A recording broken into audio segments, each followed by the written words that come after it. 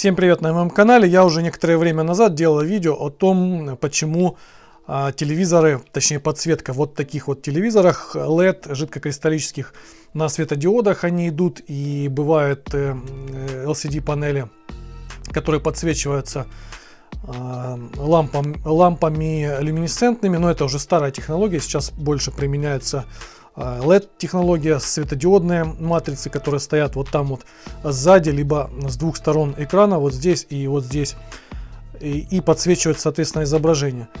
Сегодня речь пойдет о том, как уберечь телевизор и продлить ему срок жизни, потому что очень часто попадают в ремонты даже брендовые телевизоры LG, Samsung, не говоря уже о таких вот Ellenberg, Saturn и прочие там всякие TCL, у которых там 2-3 года проходит и в принципе остается черный экран и нет изображения, есть только звук. Почему так происходит? Первое, что нужно понимать, как проверить телек. Самое простейшее — это в темноте взять фонарик, тот же от, например, телефона включить и посветить. И когда есть звук, а нет изображения на телевизоре, посветить и посмотреть, есть ли там контуры картинки, просвещается ли там картинка, либо телевизор еще мигает, бывает изображение, но это когда на подходе матрица. Значит, если вы подсветили фонариком и видно, что там контуры ходят, изображение какое-то есть, но оно не светится, потому что отключена подсветка. Подсветка, как правило, состоит из светодиодов. Опять же, на современных телевизорах мы не говорим о том, что в 2010 году было, там были лампы, там немножко сложнее ситуация. Но работать это будет и со старыми LCD панелями. То есть эту настройку, которую мы сделаем сейчас для продления времени жизни телевизоров, она актуальна для всех телевизоров на жидких кристаллах. Вот это вот жидкокристаллический телевизор. Плазма — это чуть другая история, ее уже давным-давно не выпускают. Это было давно, и по привычке все называют это плазмой, но на самом деле это жидкокристаллические телевизоры, разные матрицы, разные типы подсветок, но мы к этому не будем касаться. У нас сейчас другое важно сэкономить и продлить срок службы. Причем это не особо будет заметно, скажем так, на качестве изображения. Так вот, что происходит обычно? Обычно телевизоры на максимальных настройках гоняются.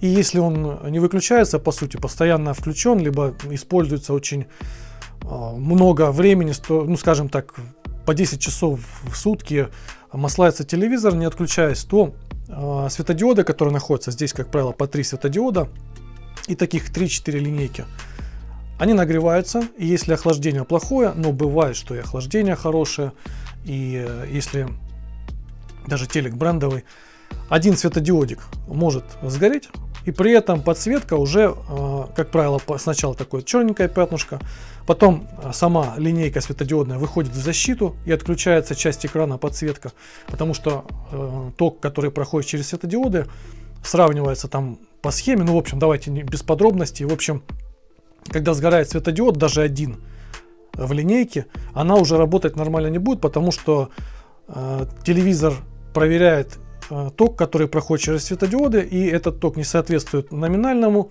соответственно, уходит в защиту, отключает полностью подсветку экрана, и у вас экран черный. И вот поэтому происходит такая вот история, когда есть звук, но нет изображения на экране. К чему все это рассказываю? К тому, что сейчас я покажу, как очень просто можно продлить срок жизни данных светодиодов, данной подсветки. В частности, на большинстве телевизоров, которые оборудованы вот именно светодиодной подсветкой, которая используется и до сих пор, и особенно в бюджетных телевизорах, да практически во всех телевизорах, которые сейчас есть. На некоторых телевизорах есть режим эконом-энергии. Я сейчас покажу на другом, на Samsung покажу, как это работает. Возьмем здесь режим пользователь, и здесь важно нам настроить яркость и контрастность немножко пониже, чем она идет изначально. Вот в таком вот варианте меню, где почти ничего нет в настройках, это самый бюджетный телек, здесь нам нужно убрать от изначальных значений яркость и контрастность. Да, при этом нужно не потерять в качестве изображения. Смотрите, у меня с картинкой все в порядке. То есть здесь и контрастное изображение, и яркое достаточно, и у меня нет потерь в качестве. Но это, повторюсь, самый бюджетный телек, у которого нет нормальных настроек. То есть у меня стоит контрастность на 45 и яркость на 38. Но, как правило, это все стоит где-то под 60. То есть я в половину убрал. Тем самым я понижаю ток на светодиодах, и они тем самым меньше греются. Но это не очень хороший вариант, скажем так. Здесь в телеке нет вообще никаких настроек. Ну, Элленберг, что здесь сказать. Покажу сейчас на телеке, который называется Samsung. Итак, вот у нас запускается телек LG, и здесь мы можем видеть как раз таки светодиоды, которые подсвечиваются по углам. И здесь есть пункт меню «Эконом энергии». Здесь как раз вот этот вот эконом энергии, если мы его отключим, смотрите, как повышается сразу яркость. Минимальный, средний, максимальный. И можно вообще отключить экран. Ну, конечно же, отключать экран мы не будем. Я, как правило, ставлю на минимальный, иногда на средний. При этом вы, во-первых, снижаете потребление электричества, то есть потребление самого телевизора, и понижаете ток на подсветку, тем самым продляя жизнь самому дисплею, то есть подсветки, которая чаще всего вылетает на лыжах, особенно на LG. Если же такой настройки нет, то у вас должна быть настройка, как здесь, вот смотрите, подсветка. Это та же настройка, по сути, то есть подсветочку мы убираем, на 0 не нужно, наверное, делать, а вот где-то там на 10, на 20, уже в зависимости от того, как вам будет это все приятно глазу, но на 100%, на 100 подсветку не рекомендую ставить ни в коем случае. На 80, если вам нужно ярче, и так далее. Я ставлю обычно ниже 50. Это важная настройка, которая позволит продлить жизнь вашему экрану. И теперь покажу еще на телевизоре Samsung, который 2010 года, на котором стоят ламповая подсветка, не светодиодная, а люминесцентные лампы стоят еще. Выходим из этого меню. То есть понятно, да, что можно поставить эконом, здесь режим, и уменьшить яркость подсветки. Тем самым продлив жизнь, значительно продлив жизнь вашему экрану вашего телевизора. И еще один вариант на Gnsmos, на Samsung. Эта приставка загружается. Обзоры на такие приставки есть у меня на канале. Я делал эти обзоры. Это загружалась приставка. Итак, заходим в меню. И здесь также есть следующие параметры. Настройка. И в настройке теперь находится эконом энергии.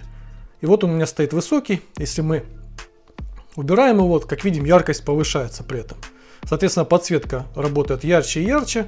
Тем самым немножко подубивая лампы, которые также садятся.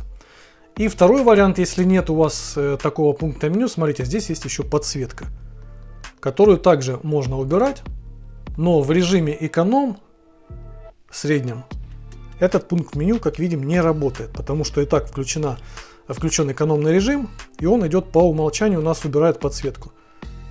Но если у вас нет таких режимов, убирайте подсветку до того момента. Опять же, не рекомендую на максимум никогда ставить подсветку. Пусть это 10 будет, здесь будет 8.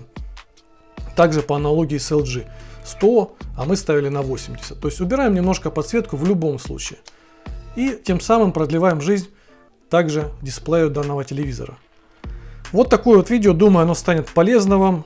И вы будете придерживаться этой рекомендации, и тем самым значительно продлите жизнь вашим телевизорам. Всем спасибо за просмотр. Не забываем подписаться на канал, посмотреть видеоролики по вот таким вот Smart TV приставочкам, по настройке, по обзору этих приставок. Купить их можно по ссылке в описании. Там же есть ссылки на антенны различные. Всем спасибо. Подписываемся. Пока.